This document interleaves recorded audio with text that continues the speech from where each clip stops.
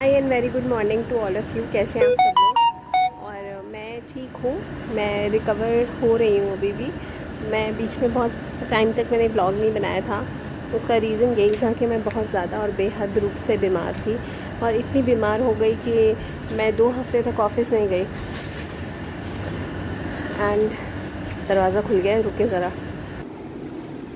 तो मैं घर के अंदर घुस गई हूँ। मैं आपको बताऊँ, मैं माफ़ी चाहती, मैंने बहुत टाइम तक ब्लॉग नहीं बनाया क्योंकि मैं उस हालत में ही नहीं थी कि मैं ब्लॉग बना पाऊँ, मैं बोल पाऊँ, मैं फ़ोन पकड़ पाऊँ। मेरी इतनी बुरी हालत हो गई थी, ऐसे मतलब एक खौफ आ गया था कि कहीं दोबारा से तो कुछ कोविड वगैरह का तो नहीं है। तो मतलब मुझसे गलती ये हुई कि जब मैं पहले ही बीमार पड़ी थी, आपको शायद याद हो, मैं 1 डेढ़ महीने से बोल रही थी मेरी तबीयत ठीक नहीं लग रही, ठीक नहीं लग रही। एंड बस ठीक, वाकई ठीक नहीं थी, और उस ड्यूरिंग मुझे कोविड हुआ था और मुझे रियलाइज़ नहीं हुई ये चीज़। और सेकेंड टाइम कोविड, तो जब हालत इतनी ज़्यादा ख़राब हो गई कि हाथ पैर एकदम कांपने लगे, जवाब देने लग गए, तो I went to the doctor. मुझे ऐसा फील हुआ कि नहीं, बस अब बहुत हो गया, मुझे डॉक्टर के पास जाना चाहिए। तो I went to the doctor.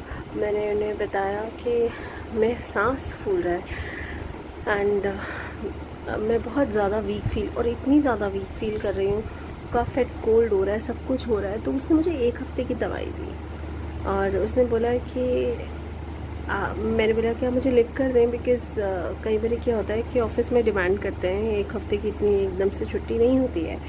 सो मैंने बोला ठीक है। एंड बस फिर उसके बाद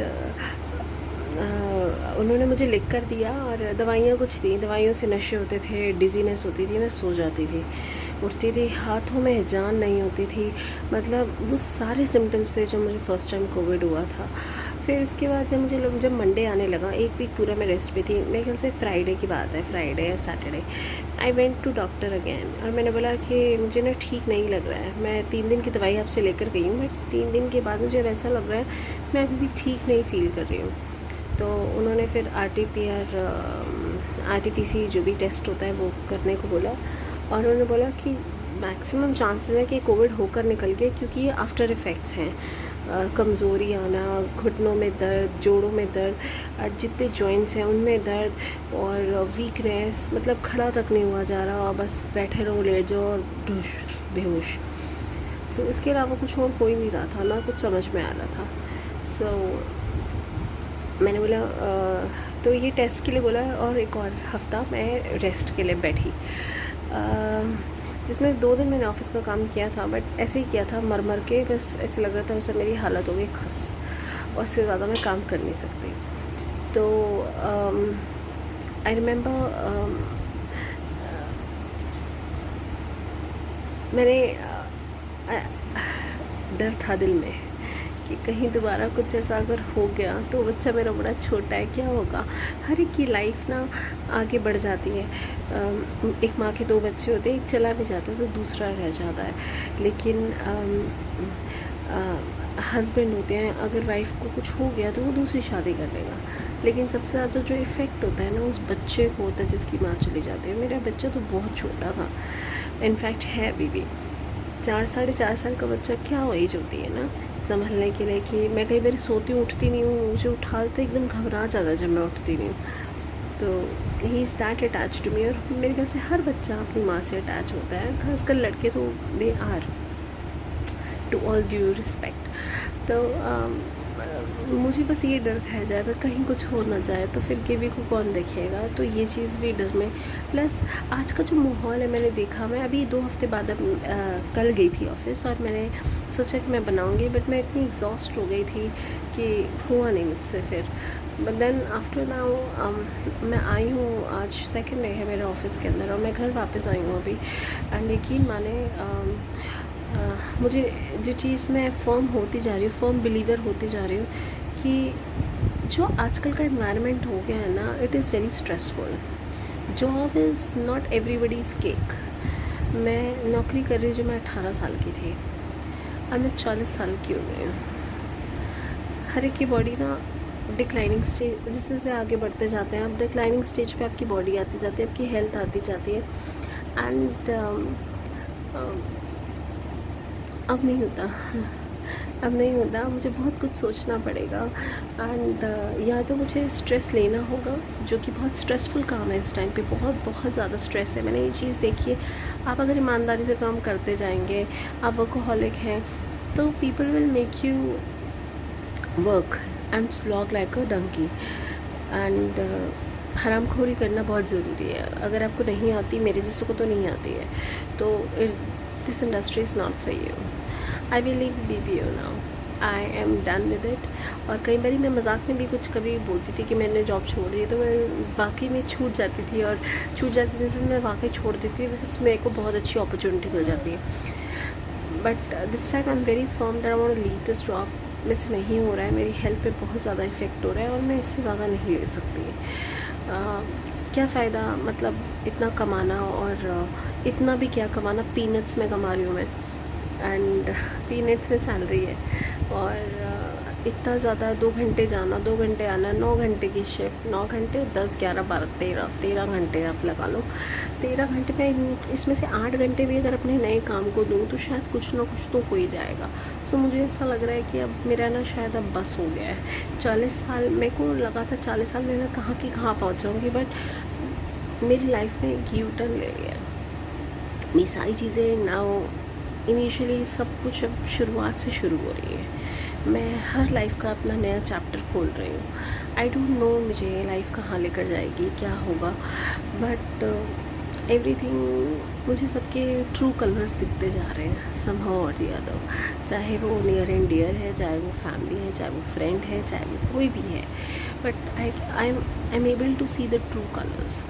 एंड इस ट्रू कलर्स में ना कहीं मैं वीक बहुत पड़ गई थी, मैंने हिम्मत हार ली थी। And I thank all my subscribers or the people who were in touch with me, who prayed for my health. Thank you so much. And God is great. God is great। और मैं बहुत खुश हूँ, और बहुत किस्मत वाली समझती हूँ कि मेरे लिए प्रेयर्स करने वाले हैं। एंड मैं चाहती हूँ सच्चाई की जीत हो। अगर मैं गलत हूँ तो मेरी भी हार हो, इसमें कोई वो नहीं है। लेकिन अगर मैं सही राह पर चल रही हूँ और मैं सच के साथ हूँ, तो प्लीज़ मेरी जीत हो। बहुत बड़े स्टेप्स लाइफ में उठाए हैं अभी, एंड क्योंकि कोई चारा ही नहीं रह गया था। Sometimes you have to be strong, यही ऑप्शन रह जाता है आपके पास। So you have to act like a warrior. नहीं तो मरने वाली सिचुएशन जब आ जाती है ना, तो ऐसा लगता है कि मार के ही मरे। कि तो मेरे सामने भी एक ऐसी सिचुएशन है, and I am going to do that as a mother, as a daughter, as a wife. मेरे अंदर इतनी हिम्मत नहीं थी, but as a mother I have that courage कि मैं गलत के सामने खड़े होकर बोलूँ कि हाँ ये गलत है। एंड माँ एक जब होता है ना कि आप you are very protective of your kid, and if something you feel that कि ये सही नहीं है आपके बच्चे के लिए, तो आप लड़ जाएंगे, लेकिन ये चीज़ अपने बच्चे के लिए नहीं होने देंगे।